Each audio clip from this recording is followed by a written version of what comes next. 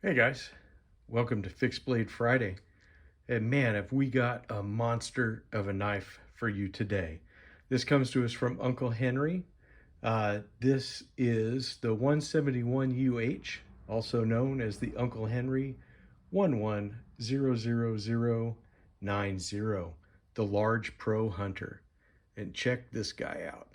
Holy smokes, look at that blade. That is just crazy, crazy big. Look at that guard on it too. This one, it comes to us from Uncle Henry. Uh, so what a fantastic knife this is.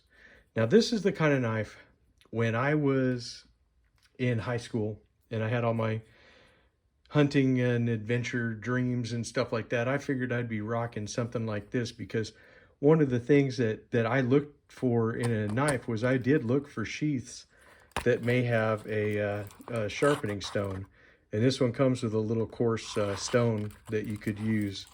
But that is definitely something that, I would have thought that this makes it a great adventure knife, having the ability to resharpen it in the field.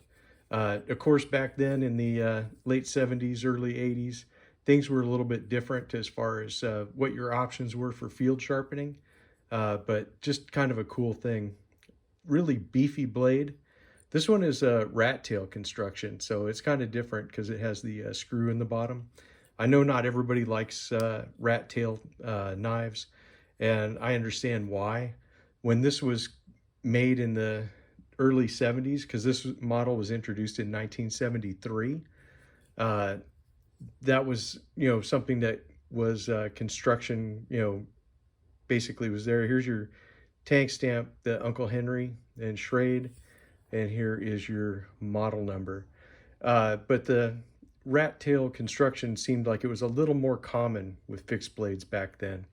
So you can see here's some people worry about the guards and stuff. There is a little bit of gapping there, but I think that is kind of normal for this kind of construction. So you can see it's not sitting in there exactly straight in that slot, but that slot is a little forgiving.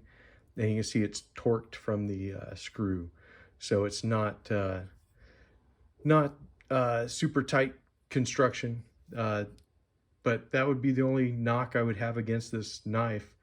The blade is definitely, this is your basic camp knife, chore knife, whatever you're looking at. That severely upswept point to it. It just, that is a big trailing point. I got to tell you, you got meat all the way down to the end of that. It's just crazy.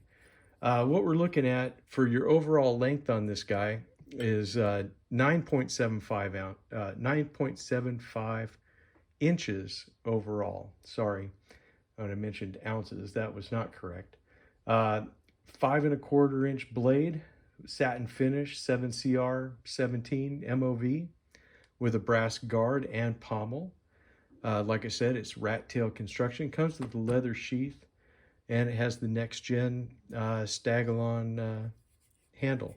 Handle is fairly comfortable. It's kind of fat. I got to tell you, it's a fat handle. So if you got bigger hands than mine, you might like it. You can see it has some finger grooving in it, which doesn't really fit my fingers. My fingers, if I go to where the grooves are, it wants to put my index finger here instead of against the guard. You can see there's a little bit of space there if you wanted to choke up on it, although I don't feel like it gives you any kind of better control to choke up on this particular blade. I have to say, of the Uncle Henry blades that I've handled, this one probably is not my favorite one, but if you like a big old giant knife and you like to have it as a camp knife food prep type thing, I don't think this would handle heavy duty bushcrafting or anything like that. I think it's a little big for a skinner myself, but it all goes down to whatever your personal tastes are in that kind of stuff. So, I'm not going to say that it's that it wouldn't do the job, but it's certainly something that if you were going to do that, it's something you would think about, I guess. For myself, I like the small drop point skinners. That seems to be where my comfort zone is. But some guys like these big old honking knives, and this is one big old honking knife, that's for sure. It's not super heavy. I didn't weigh this blade, and I didn't get the weight for it. I'm sorry, guys. You will have to look that up online, or get with me in the comments. I'll see if I can put it out there. But yeah, you do get a nice sheath. The sheath is well constructed. You can see there's multiple layers of leather there for your welt. It does have the extra pocket on the outside. You do have the strap going around the handle so it will stay secure. It doesn't rattle or anything. Let me see if I can get it into the sheath on camera. There you go. And it shakes a little bit, but nothing that I wouldn't consider outrageous for a knife this big in a leather sheath. That's for sure. Definitely kind of a fun knife Friday too. I got to see if Skip wants to take a look at this. He might like this. I don't know. I'll find out. Skip, I'm going to be talking to you. Anyways, that is it for this one. I hope you enjoyed Fixed Blade Friday, and I will see you with another edition of Fixed Blade Friday next week. Be sure to tune in and watch the live stream on Sunday.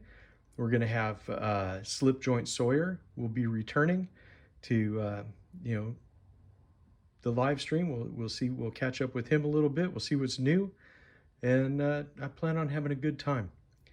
Hope you guys will join us. I will see you then. Talk to you later.